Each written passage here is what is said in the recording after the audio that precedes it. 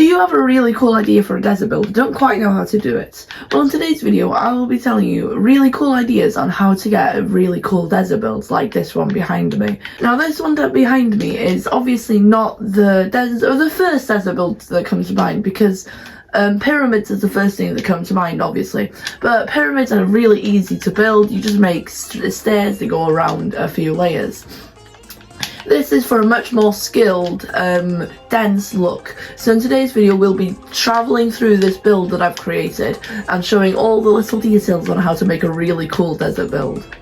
But first, let me do a little tour. Now if you don't want the tour of this cool place, you can skip to this time frame, but if you do, let's watch on. So I like to start here, as you can see outside.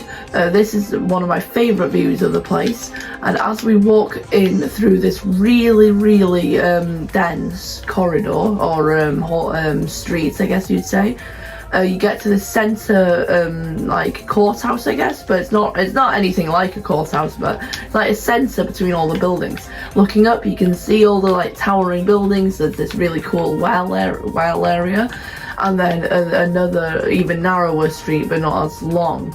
And then here we have this really cool luscious area. I know it's in the middle of a desert, but we do have some leaves there, which is actually a common theme around the place.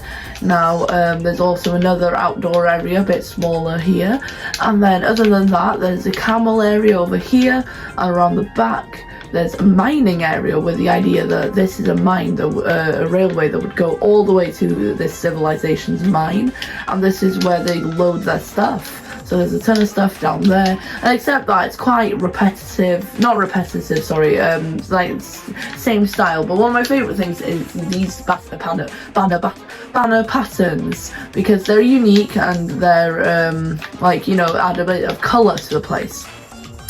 So with this simple tour out of the way, let's talk about the main things that make this desert build really cool. So the first thing you'll notice is there's two completely contrasting colours, and this is important because in a desert the floor is sand and the walls are sandstone, as you can see. So there's a lot of this creamy colour, and it needs to be broken up. So that's where usually people use this oak wood, but again, this is a cream colour and it would look really bland by itself. So it's generally really good to have a big contrasting colour. So my two contrasting colours in this build is of course green and orange. So orange is the wood, and it's used a lot. I've tried to go more or less 50-50 with the wood.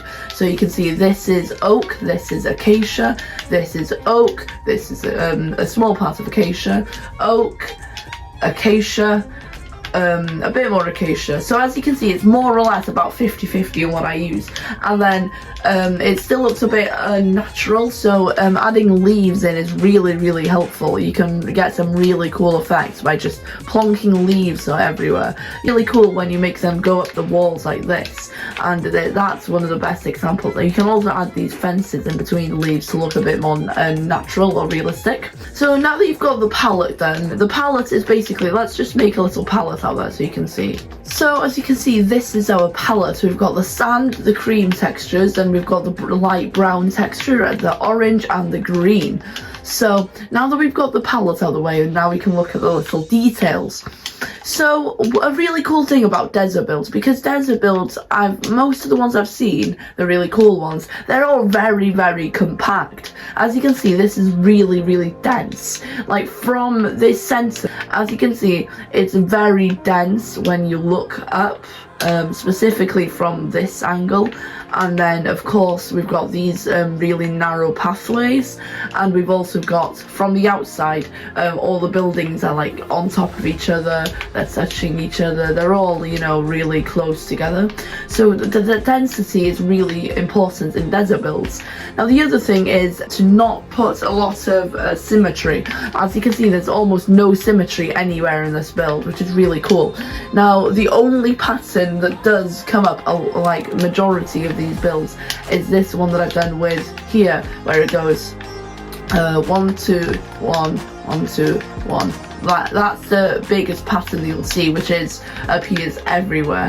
but that's just kind of for corners. But there's, as you can see along these buildings, even when it comes to stuff like lining the things on the fences, there's no actual you know, patterns. There's 2 there, 1 1 1 3. There's no patterns between where anything goes, so it's really cool when it comes to stuff like this, which is obviously the people that would live here in a real thing wouldn't be that you know, advanced. They wouldn't be as modern, which means that generally you just want them to, the buildings to stand up, and that's what I kind of feel that is cool about these fences that have kind of fallen down, and it kind of looks like they've been rushed up to make sure the buildings don't fall over or something like that. I'm trying to make some sort of story that would work, but generally it's just to look cool.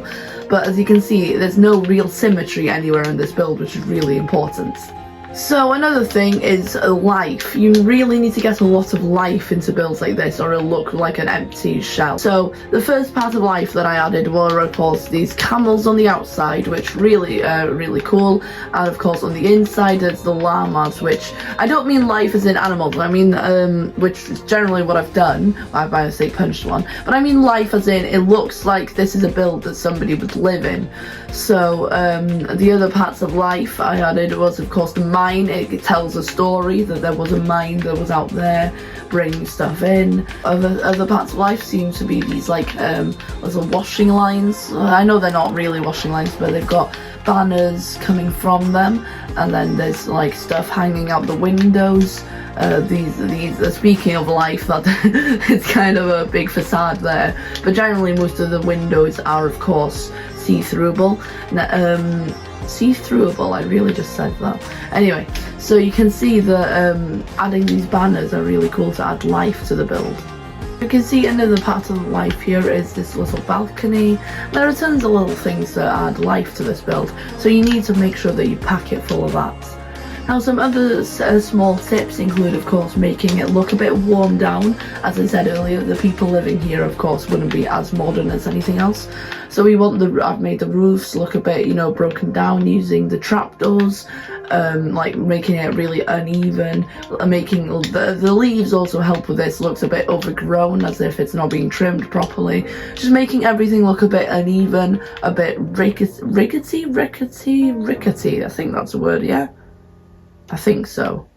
Anyway, so you can see this rickety little roofs and stuff, and you can see everything's got you know, it looks a bit worn down. So generally that's a lot of all the tips that I have to offer. Now I'm going to go on which ways that I went around actually building this thing. So the first thing I did was outline the actual shape of all the buildings, just the bottom layer with this cut sandstone. I went around all the buildings that I wanted to do, it to be in the shape. I had no proper plans, but I still just, you know, made the actual shape of what I wanted it to look like. So then I went to the middle and outlined the walls of the inside with cut sandstone, and then made these little, you know, pathways through, like that. And then after that, I kind of just went wall from wall, starting, this was before the first wall that I did. It's quite obvious because I hadn't quite gone into the pattern yet. But I started by going, you know, like that, going around. I just took it by wall. So I started with this wall, built up the sandstone, and then came in with the acacia. Then I did the same for here, but in the oak. So this was the second section. I kind of took it in sections.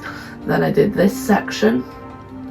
And then I didn't want to. I knew that I was going to do something like this, this little oak thing. So I left that till I had better ideas for it. And then I went this side. I did this wall, this wall, this wall, and just stretched around, doing wall by wall until I got to this. This was the last thing that I built. And then after that, now that I had walls going around, before I did all the walls, I did do the inside of this area first for some reason, which is why I didn't cover it straight away. But anyway, after I finished building the walls, I started getting to these upper sections, because I really wanted it to feel from like the inside that you were looking up at big buildings, that it would look really dense. From the top of this building, I then started the second section, which I kind of took in 4 quadrants, because I wanted this building and this building to be acacia, and this tiny one and this one to be oak. So I started with the acacia one and saw that it was so acacia full that I added this little thing. And then I did this one, then that one, then that one. That was basically the way I took it, doing wall by wall until I actually finished the walls, did some of the roofs, and then I did these buildings one by one because they were more set in stone, like, not set in stone, but set in sandstone. So there was this building, like these are more definite buildings. That's a building, that's a building, and that's a building. I'm not sure about that one though. And so that's what I mean with that. But the final thing that I wanted to do is just to say, make a lot of variations in height. So all the walls don't get to this height, even though that's kind of what I planned it to do. But you know, you've got some sections like this, a part that juts inwards a bit. You need to make sure that you have a lot of variations in heights, which is really helps. Like this part is a bit lower than this part, and it really helps when there's a lot of different heights in the build, which is why I've made all these buildings different heights, especially that one. So I think I've offered every single tip that I have to offer about this build now. So if you enjoyed listening to me rant about my really cool building that I spent a ton of time on, drop a like down below. I really hope you did find this video useful, and you go on to build your own really cool desert build, whether it's in creative or like this one or in survival. If you enjoy my content, subscribe. See you in the next video. Goodbye.